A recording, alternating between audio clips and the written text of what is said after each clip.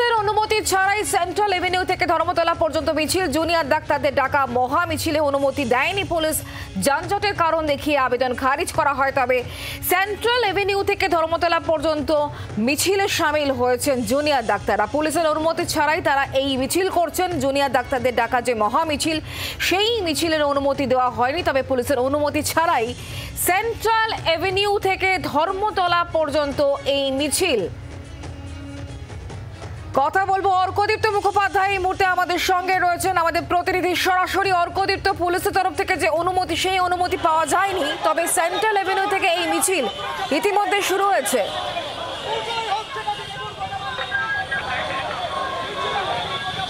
Central metro স্টেশনের 6 নম্বর gate থেকে এই মিছিল শুরু হয়ে গিয়েছে এবং এই মিছিল যাবে ধর্মতলায়। জুনিয়র ডাক্তারদের যে অনশন মঞ্চ, সেই অনশন মঞ্চ অব্দি এই মিছিল যাবে এবং এই মিছিলে পুলিশের অনুমতি যেহেতু প্রাথমিকভাবে ছিল না, এই মুহূর্তে পুলিশের তরফ থেকে এই যে প্রাইভেট ডক্টরস অর্গানাইজেশন যাদের এই মিছিল, সেই তাদেরকে বলা হয়েছে যে রাস্তা কমপ্লিটলি ব্লক না করে যদি একটা দিক ধরে যদি এই মিছিল করা যায় তাহলে সেক্ষেত্রে তারা এই মিছিল করতে পারেন। পুলিশের সাথে এই মর্মেই কথা হয়েছে এবং তারপরে এই মুহূর্তে কিন্তু মিছিল শুরু হয়ে গিয়েছে। দেখছি মিছিলে রয়েছেন ডক্টর সুবর্ণ গোস্বামী, রয়েছেন এছাড়া অন্যান্য সেক্টরের লোকজন, তারাও কিন্তু রয়েছেন এই মিছিলে। আমি একটু কথা বলার চেষ্টা করব যারা এই মিছিলের মধ্যে এই মুহূর্তে হাঁটছেন। আপনারা আজকে এই যে প্রাইভেট ডক্টরস অর্গানাইজেশনের তরফ থেকে মিছিল, এই মিছিলে আপনারা প্রাথমিকভাবে পুলিশের অনুমতি পাননি, পুলিশ কি জানিয়েছে এক্স্যাক্টলি এবং আপনাদের আজকে কি পরিকল্পনা? দেখুন, পুলিশকে আমরা বলেছি যে আমরা সুশৃঙ্খলভাবে মিছিলটা করছি, নিয়ম মেনে মিছিল করছি। ডাক্তারবাবুদের কাছ থেকে স্পষ্ট বলা হয়েছিল যে দ্বিতীয়বার যে মেল পাঠানো হয়েছে সেই মেলের জবাব কলকাতা পুলিশ দেয়নি, কিন্তু আমরা দেখুন শান্তি শৃঙ্খলাভাবে নিয়ম কানুন মেনেই আমরা মিছিলটা করছি। আমরা আরজি করের প্রতিবাদ করব।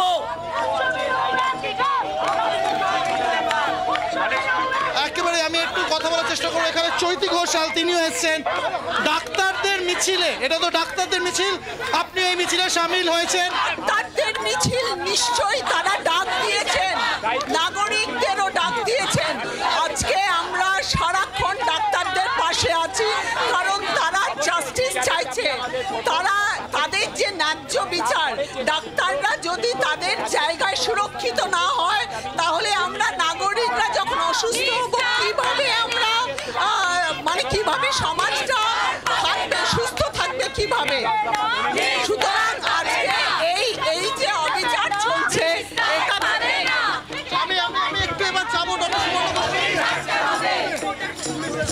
মিছিল আমরা গত 2 মাস ধরে রাস্তাতেই আছি, মিছিল চলছে।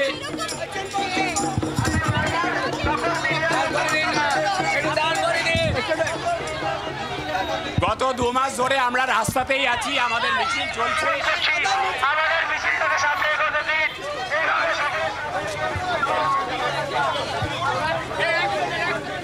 সেন্ট্রাল এভিনিউ থেকে মিছিল ইতিমধ্যে শুরু হয়েছে, দেখতে পাচ্ছেন সেই ছবি। পুলিশের যে অনুমতি, সেই অনুমতি পাওয়া যায়নি।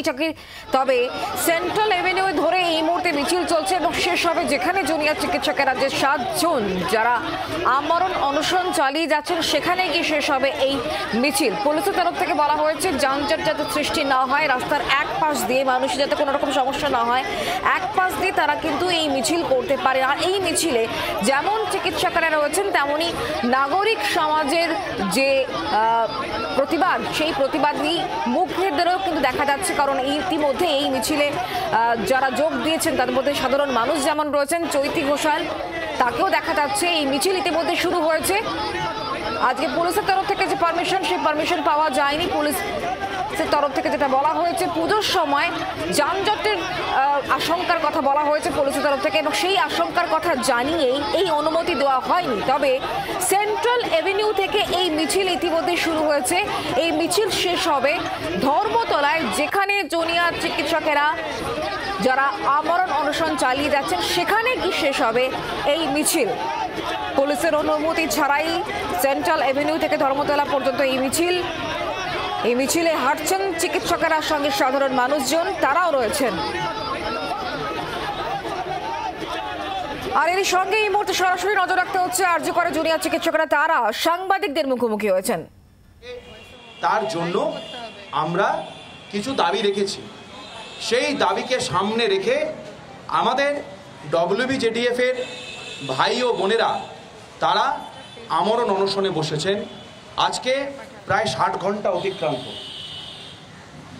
সেই জায়গায় দাঁড়িয়ে আরজি কর মেডিকেল কলেজের সিনিয়র ফ্যাকাল্টিরা সিদ্ধান্ত নেন আজকে সকালে যে তারা মাস রেজিগনেশন করবেন, এবং সেই সিদ্ধান্ত অনুযায়ী তারা মাস রিজাইন করেন এবং তারা জানান যে আমরা চাই, মানে সিনিয়র ফ্যাকাল্টিরা চান যাতে সরকারের দিক থেকে দ্রুত কোনো সদর্থক ভূমিকা নেওয়া হয়, যাতে এই যারা অনশনকারীরা আছেন যে দাবিতে অনশন হচ্ছে, আমরণ অনশন হচ্ছে, সেই দাবিগুলো যেন পূরণ হয়।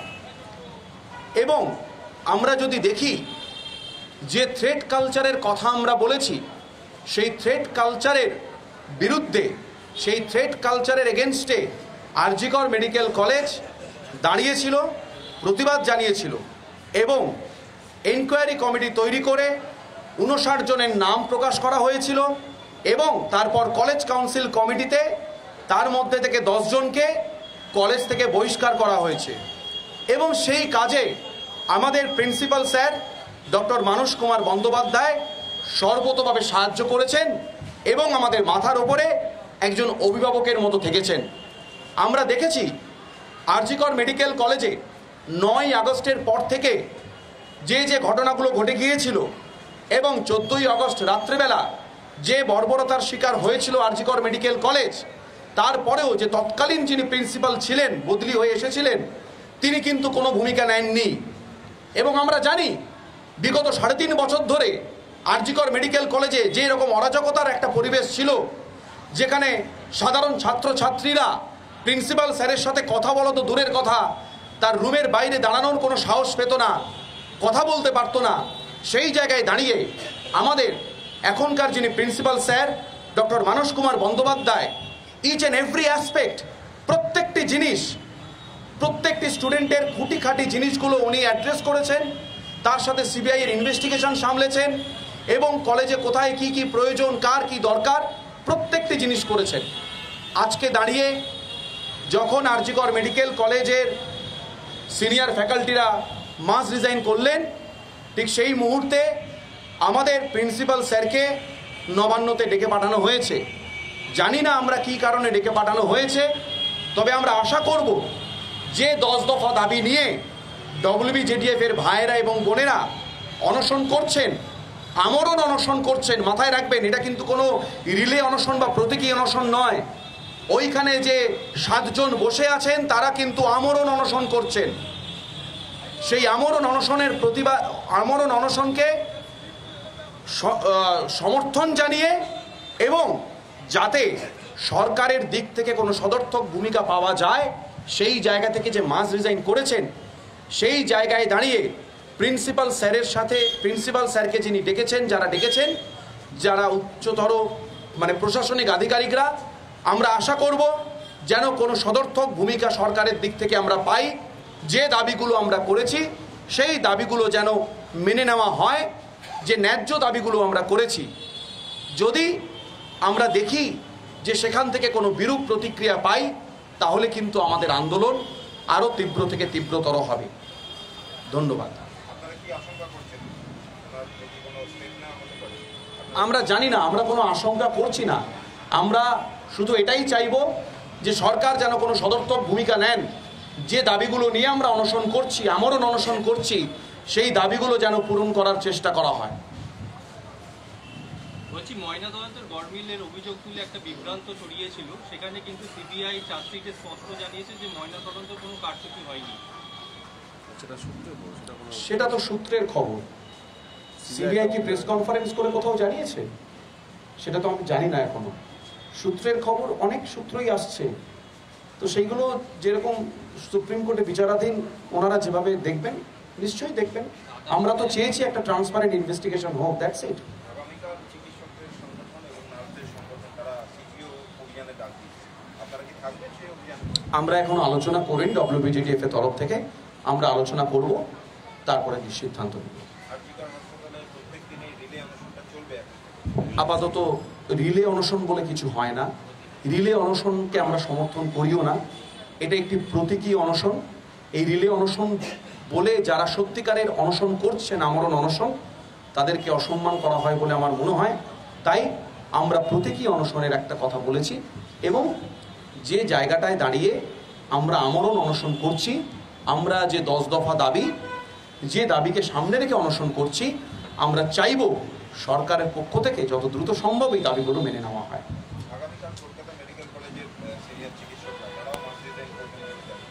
একদম, আমি তো বলছি আরজিকর মেডিকেল কলেজের সিনিয়র ফ্যাকাল্টিরা আজকে যে সিদ্ধান্ত নিলেন, আরজিকর মেডিকেল কলেজের সিনিয়র ফ্যাকাল্টিরা যেভাবে প্রথম দিন থেকে আমাদের 9 তারিখ থেকে, আমি বলছি 9 তারিখ থেকে, যে কলেজে কারোর কোনো ডেমোক্রেটিক কোনো অধিকার ছিল না, ডেমোক্রেটিক লাইসেন্স ছিল না এই কলেজে কোনো ছাত্র শিক্ষকের, সেই জায়গায় দাঁড়িয়ে প্রত্যেকটি সময় ইচ অ্যান্ড এভরি টাইম ওনারা যেভাবে আমাদের পাশে দাঁড়িয়েছেন, সাথে দাঁড়িয়েছেন, সেই জায়গাটাকে দাঁড়িয়ে আজকে আবার সেই জায়গা থেকে দাঁড়িয়ে ওনারা মাস রেজিগনেশনের কথা বললেন। আমার মনে হয় এই জন্য আরজিকরের সিনিয়র ফ্যাকাল্টিদের আমাদের প্রণাম জানানো উচিত।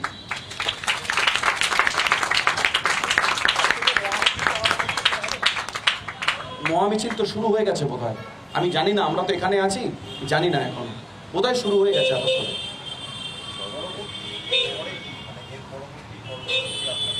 আমাদের পরবর্তী যা কর্মসূচি, আমরা WBJDF এর তরফ থেকে যে প্রেস কনফারেন্স হবে আমরা নিশ্চয়ই জানিয়ে দেব। তবে আপাতত আমাদের লক্ষ্য থাকছে সরকারের দিকে, সরকার কত দ্রুত আমাদের এই দাবিগুলো মেনে নেন, কারণ যে ছেলেমেয়েরা আমরণ অনশনে বসেছে তারা কিন্তু খুব দৃঢ় প্রতিজ্ঞ। আরেকটা কথা আমরা বলতে চাই যে আমরা যে 10 দফা দাবি নিয়ে আমাদের WBJDF ভাই বোনেরা যেটা অনশনে বসেছে, সেই 10 দফা দাবি প্রত্যেকটি দাবি হচ্ছে পেশেন্ট আর পেশেন্ট রিলেটিভের জন্য। তার মধ্যে খালি একটি দাবি যেটা আমরা বিচার, যেটা সবার জন্য, আর বাকি যে 9টা দাবি আছে তার প্রত্যেকটি ওতপ্রোতভাবে প্রত্যক্ষ পরোক্ষ সমস্ত রকমভাবেই হচ্ছে সাধারণ জনগণের জন্য, রোগীর জন্য, আর রোগীর যে বাইরের লোক আছে তাদের জন্য। আমাদের জন্য ওই 9 দফা দাবির মধ্যে আমাদের জন্য একটাও নেই। আমি এটা হলফ করে বলতে পারি, ওখানে যে করার 9 দফা দাবি লেখা আছে তার মধ্যে একটাও আমাদের জন্য নয়। আমরা কি চেয়েছি? আমরা চেয়েছি সেন্ট্রাল রেফারেল সিস্টেম। সেটা কাদের জন্য? সেটা পেশেন্টের জন্য। সেন্ট্রাল রেফারেল সিস্টেমটা কি?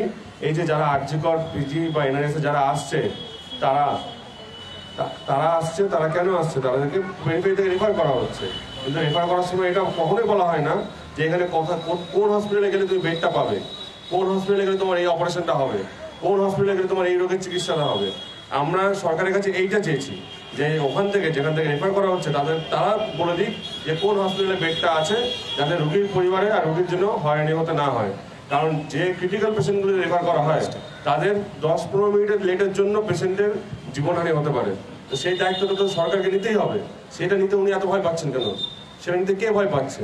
তাই জন্য যে এই কারণগুলো যারা মেনে নিচ্ছে না নারায়ণ স্বরূপ নিগম, তাই আমরা ওনার অপারেশন চেয়েছি। কারণ ওনার অবস্থা নেই, এত দুর্নীতি, এত কিছু ঘটেছে, আর এগুলো যদি ওনার না অপারেশন করা হয় তাহলে এগুলো আরো পরবর্তীকালে ঘটতে থাকবে। আরেকটা কথা বলতে চাই, যে কথা আমরা প্রথম থেকে বলেছি যে প্রিন্সিপাল এই শব্দের অর্থ হলো আমাদের কাছে অভিভাবক। সেই মানস বন্দ্যোপাধ্যায়, ডক্টর মানস বন্দ্যোপাধ্যায় এই কদিনে এসে তিনি যে আমাদের অভিভাবক সেটি প্রতি পদক্ষেপে প্রমাণ করে গেছেন। এবং আমি জানাতে চাই আমাদের আরজিকর মেডিকেল কলেজের প্রত্যেকটি স্টুডেন্ট, প্রত্যেকটি পিজিটি এবং প্রত্যেকটি সিনিয়র ফ্যাকাল্টি আমাদের এই প্রিন্সিপাল স্যারের সাথে আছে। আর সাধারণ মানুষের কাছে একটা জিনিস নিয়ে বেশি কনফিউশন হতে পারে বলে আমাদের মনে হচ্ছে, যেটা RDA ইলেকশন নিয়ে আমরা যেটা বলছি, সাধারণ মানুষের কাছে ইলেকশন মনে করলে সবাই পলিটিক্স ভাবে। আমরাও তাই ভাবতাম, যেহেতু আমরা কখনো কোনো পলিটিক্যাল ব্যাকগ্রাউন্ড থেকে আসিনি, তা আমরা তাই ভাবতাম। কিন্তু এখানে আসার পরে যেটা দেখেছি যে এখানে যেটা স্বৈরাচারী তন্ত্র চলতো, যে দালাল চক্র চলতো, সেটা একজনের আন্ডারে চলতো, যেটা অটোক্রেসি চলতো বলে। কারণ এখানে কোনো ভোট হতো না, যে থাকতো সে দিনের পর দিন চালিয়েছে, সে দালালদের কাছ থেকে পয়সা খেয়েছে, তার কিছু অংশ সে নিজের ডাক্তার হয়ে খেয়েছে, সেটাকে আমরা চালা দিতে পারি না কোনোদিন। তাই আমরা RDA এই স্টুডেন্ট ইউনিয়ন চেয়েছি, RDA ইলেকশন চেয়েছি। আমরা কোনো অনৈতিক কাজ কিছু চাইছি না। আমরা খালি চাইছি একটা ডেমোক্রেসি, একটা অরাজনৈতিক, আমরা একটা অরাজনৈতিক পথ চাইছি। আমরা কোনো রাজনৈতিক পলিটিক্যাল পার্টি কেউ আমরা এখানে চাইছি না, যেটা সাধারণ জনগণের কাছে হয়তো এই সরকার। তারাও কিন্তু এই মিছিলে যোগ দিয়েছে, তারা কিন্তু ওই উৎসবে নেই, তারা আছে উৎসবে, দ্রোহের উৎসবে। এবং এটাও আমরা সরকারকে বলছি যে ওখানে ছোট ছোট ছেলে মেয়েরা তারা কিন্তু জীবন বাজি রেখে আন্দোলন করছে। এমন কিছু করবেন না, আপনি অবিলম্বে সদর্থক পদক্ষেপ নিন, অবিলম্বে বিষয়টাকে মেটানোর চেষ্টা করুন। এমন কিছু করবেন না ওই সন্তানসম ছেলেদের কোনো ক্ষতি হয়ে যায়, তাহলে কিন্তু তার দায় সরকারকে নিতে হবে।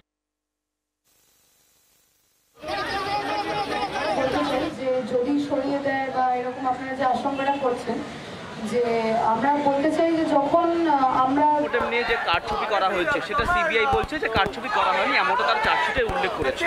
কারচুপি করা হয়নি, এমনটা তার চার্জশিটে উল্লেখ করেছে। অবিশ্বাস্য, এটা বিশ্বাস করা যায় না। পোস্টমর্টমের যে নিয়ম আছে আমাদের ইন্ডিয়া নিয়ে নিয়ম যেটা আছে সেটার কোনোটাই মানা হয়নি। এরপরে সিবিআই বলে কি করে? তারা বলছে যে কল্যাণী এইমসের এফএমটি এইচডি নেতৃত্বে একটা টিম গঠন করা হয়েছে। এটা কালকে জয়নগরের ঘটনা বলছেন? এটা আজকে এটা নিয়ে জমা দিয়েছে, জয়নগরের ঘটনা উল্লেখ করেছে। চার্জশিট দিয়েছে গতকালকে, সেই চার্জশিট আরজি করের পোস্টমর্টম তার রিপোর্টে বলছে। কিন্তু সিবিআই এর বা সেন্ট্রাল গভর্নমেন্টের যিনি উকিল সলিসিটর জেনারেল তুষার মেহতা বলেছেন যে তথ্য প্রমাণ লোট আর কোনোটাই নিয়ম মেনে হয়নি। এমনকি জাস্টিস পারদিয়ালাও বলেছেন যে তার 30 বছরের ক্যারিয়ারে তিনি এরকম রিপোর্ট দেখেননি। সেখানে হয়নি এ কথাটা কি করে হয়? বাংলার আওয়াজ, বাঙালির আবেগ, জি 24 ঘন্টা।